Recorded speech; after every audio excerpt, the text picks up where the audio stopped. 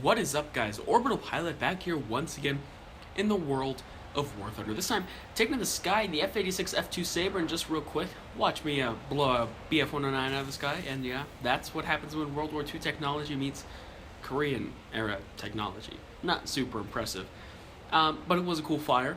Now, I know I have a lot of F2 content up on the channel, but I haven't posted a video in like 2 or 3 months of this plane, and I've been flying out this blade constantly, grinding out those lines. It's not the fastest way. I could use the F-84 Shooting Star, not the Shooting Star, the Thunderbolt. But just really, the F2 is so much more fun. I would literally rather take that extra 30, 45 minutes, whatever it's going to be in the end, and fly out the F2, because the F2 is like my go-to plane. It's probably my favorite piece of machinery ever invented, ever. And I have a lot of favorite machines. Now, Cl-13, I know exactly what he was trying to do. Most of the time that wouldn't work on me, but for some weird reason it did. And what he tried to do right there was just a simple maneuver where he makes you think that he's not at the keyboard, but at just the last second he turns away. Now, this was an interesting match, and there's a reason I chose this one instead of another one that I had lined up, when in the end, in this one we lost, but I felt like it was a much more interesting game. Now, as you can see, I dodged the Cl-13, but somehow there's another one right on my tail. Take a couple shots to the right wing, take a couple more shots. He's spraying like crazy, but, you know, it's to be expected with those M3s. A bunch of Me-163s. We are against the Germans in this match. So right now, I'm kind of thinking, okay, this is over. I have a Cl-13 on my tail, and MiG-15 following. If I turn right now, the MiG-15 is going to eat me. I'll survive the Cl-13, however, I will die in the end. For some weird reason, though, the MiG either crashes or pulls off. For some weird reason, he's not on my tail anymore. So immediately pop air brakes and just do a bunch of weird maneuvers. However, now I have a messed up tail. My left flap is pretty damaged, and my right aileron and right wing are pretty much toast. So this is a lot of when this happens, most of the pilots will call it quits. Obviously, go head on with an Me-163. Just do whatever you can to get that one kill. Now Cl-13 pulls back, and here's the thing about these pilots. I'm not sure if they were just kind of too full of themselves. I'm not sure if they were doubting my piloting skills. I'm not sure what. Maybe they were just new CL pilots, which I completely understand. But they had a lot of chances to defeat me, and same with me. But as we can see, Cl-13 comes back around. I'm not going to be so kind the next time. Put a bunch of shots into his fuselage, and that's the end of that Cl-13. So right now, my tail is completely clear, and I have a choice. Go back to base and land, which, now that I look back, may not have been the worst idea. However, right now I'm thinking, okay, I only have one teammate left.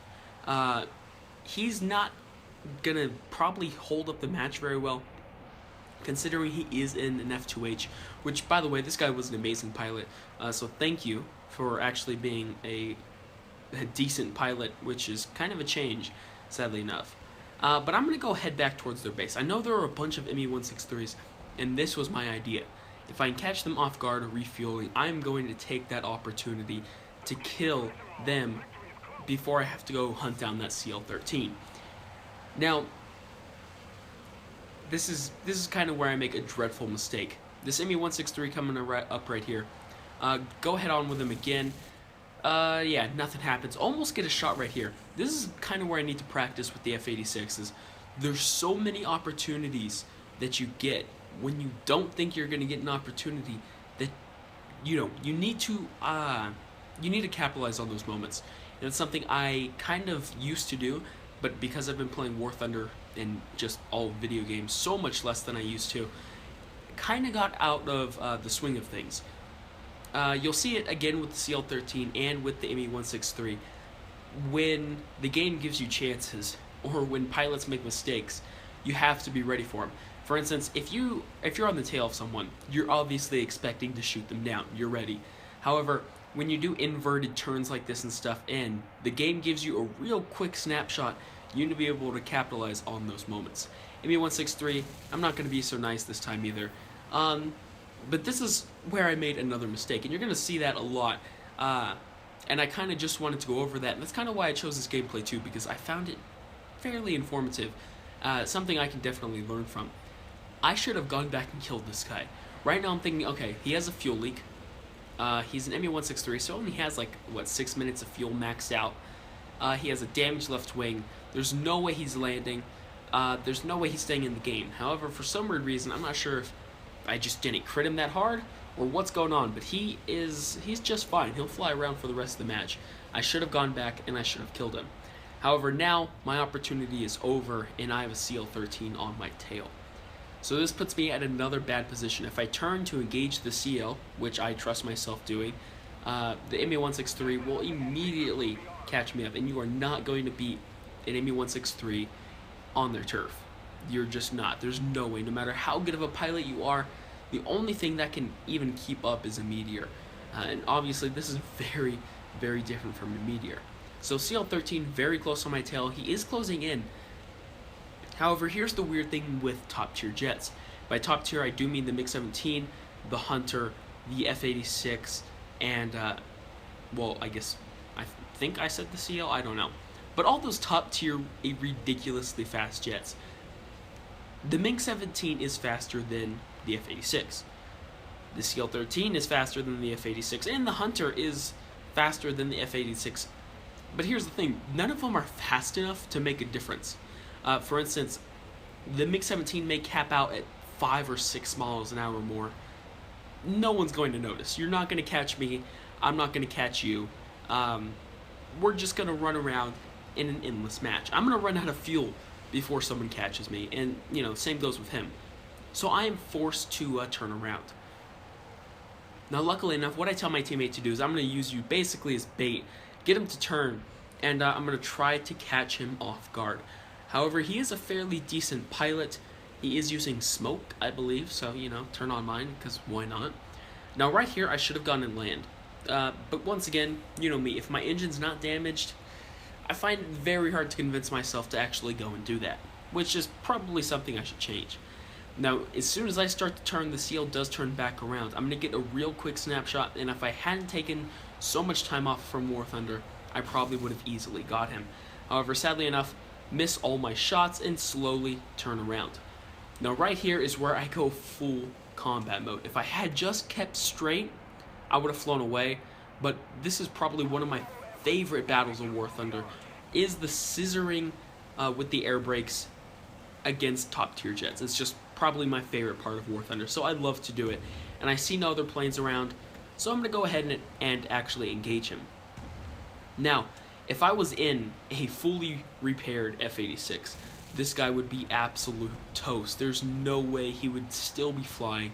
However, I'm just not able to get shots on. I'm ridiculously close, but just unable to actually finish the job. Right there was a huge mistake. Like I said, those positions that you get in, you have to capitalize on that. Now he's on my tail, and if he was a slightly better pilot, he would probably be eating me for breakfast. Luckily enough, I am able to keep air brakes out and keep the turning up with him. Yeah, somehow I'm still not dead. And if you look at our smoke trail, that is awesome. But keep air brakes out and put them back in once you kind of climax over the turn, just to pick up that extra speed. Now, it does give him a opportunity to win, but I seriously doubt I'm not calling him a bad pilot.